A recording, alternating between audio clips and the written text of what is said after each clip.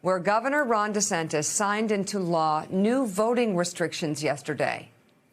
The Associated Press called it a, quote, misleading, made-for-TV ceremony intended for the Republican Party's far right. DeSantis held the ceremony, the signing ceremony, live on Fox News, and Fox News only. And as you can see, he positioned himself for the camera so he could make a presentation to the Fox audience. All other news organizations, including local press, were not allowed in.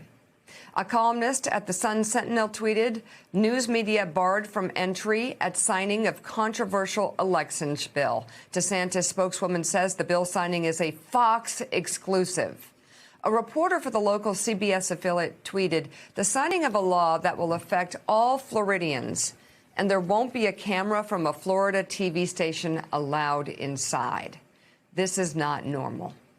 A spokeswoman for DeSantis later said the governor did not sign the actual bill on camera. Oh, this is fantastic. And the event was purely ceremonial, so it was a fake bill. Here's how the governor explained it.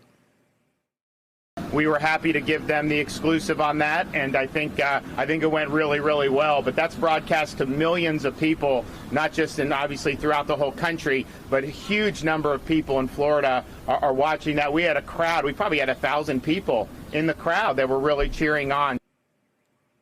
Who does he sound like? And it's just crazy. So he signs a fake version of a bill. The crowd DeSantis just referred to was actually a group from Donald Trump's fan club. They were already in place at a West Palm Beach hotel, and DeSantis addressed the group before the live event on Fox. Fox News released a statement saying the show did not request or mandate that the signing be exclusive. But, Willie, this is the bigger issue here is not the game being played with Fox here and Fox being used in whatever way it's being used.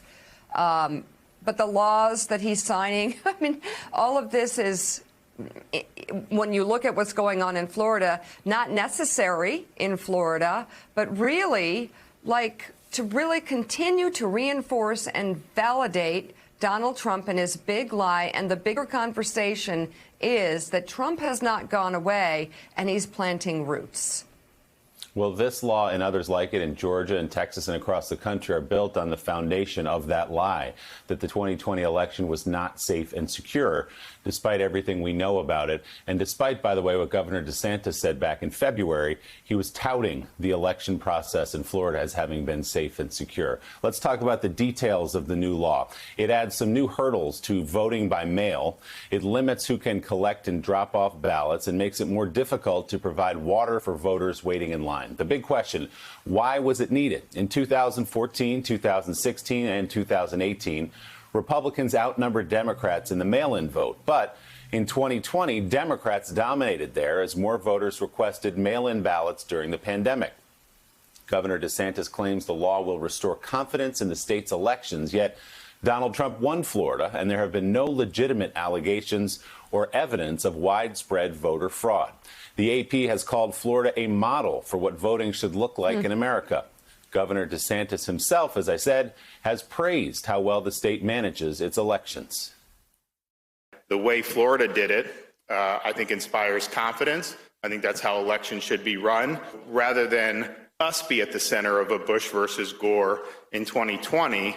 We're now being looked at as the state that did it right and the state that these other states should emulate. The result of 2020, from an administrative perspective, was that Florida had the most transparent and efficient election anywhere in the country. That is Governor DeSantis himself just in February, a couple of months ago. As the New York Times notes, the state now has weakened key parts of the voting infrastructure built after that 2000 election fiasco. Let's bring in national political reporter for Politico, someone who knows Florida politics as well as anybody, Mark Caputo. Mark, good morning. It's good to see you. So, first of all, the spectacle yesterday of the Fox News exclusive, Governor DeSantis obviously broadcasting to a national audience about a state law, and also the particulars of what this bill does. What did you make of what you saw yesterday? I made of it like kind of DeSantis goes home. Understand that DeSantis kind of exploded out of nowhere on the statewide political scene in 2018. And the reason he was able to win the Republican primary, outside of getting Trump's endorsement, was his constant appearances on Fox. In fact, that's what helped him get the endorsement from Trump in the first place. Trump was always able to see him on his favorite network. We calculated at one point that the amount of money in kind of free TV time that he got on Fox is what kept him competitive with his better known at the time Republican rival, who was a statewide elected official, Adam Putnam. So DeSantis and Fox kind of go hand in glove, chocolate and peanut butter.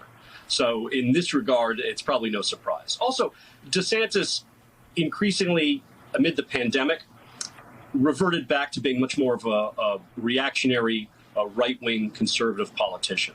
There was a lot of negative, and I think in many respects, bad national media coverage of Florida regarding his response to COVID. He didn't get that in conservative media. And so his instincts not to trust mainstream news media were just reinforced. So in that regard as well, as I said, he's sort of kind of coming home. Here, it just looks like this, from what we understand, was just sort of a spur-of-the-moment decision by DeSantis. He was going to do this Fox show anyway. He wanted to be able to kind of bring something to the table. And he's got his eyes on 2024. But right now, in the kind of the really early super-duper primary, the shadow primary that's going on in the Republican Party, DeSantis is a front runner, if not the front runner, for taking Donald Trump's mantle in 2024, assuming that Donald Trump doesn't run. You combine all of these factors together, and this doesn't come as much of a surprise. One of the animating principles in the Republican Party right now is the hatred of the mainstream news media. So the more criticism Ron DeSantis can get for things like signing an elections restriction bill, the better it is for him as he eyes both his reelection in 2022 and a possible bid for president in 2024. So, Mark, let's put the spectacle to the side and talk about the substance of the law that was passed in the state of Florida. We just heard directly from the mouth of Governor DeSantis his own praise for the election process in November, again in February, how well it was run in Florida, how few problems there actually were. So what does this new law do, and why was he compelled to pass it? The law actually, I guess I'm going to say something that's going to get me in trouble in that it's not as bad as the critics say it is, yet it was premised on a lie. That is, there was not widespread systemic voter fraud, either in Florida or nationwide, or in swing states, that cost Donald Trump the election. And this was a reaction to that. And as you pointed out, Ron DeSantis had talked about, hey, we did it right in Florida. We're a model. The problem is the former president got the base so stirred up that these politicians had to react. So they made some changes around the edges. They made the request for absentee ballots used to be on a standing list. You could get them for 2 general elections in a row. Now you can just get them for 1 general election in the midterm. There are more restrictions on, what some people call ballot harvesting, which is when other people can drop off your ballot. Now, I'm in Miami-Dade County. Incidentally, we're the biggest county in the state. We already have some of those restrictions in place anyway. And in the end, what you have here was a solution in search of a problem. And, I can say that I'm glad I do live in Florida as far as voting, because we have 30 days of voting by mail still. Most states don't have that. We have 8 days of in-person early voting before Election Day as a minimum.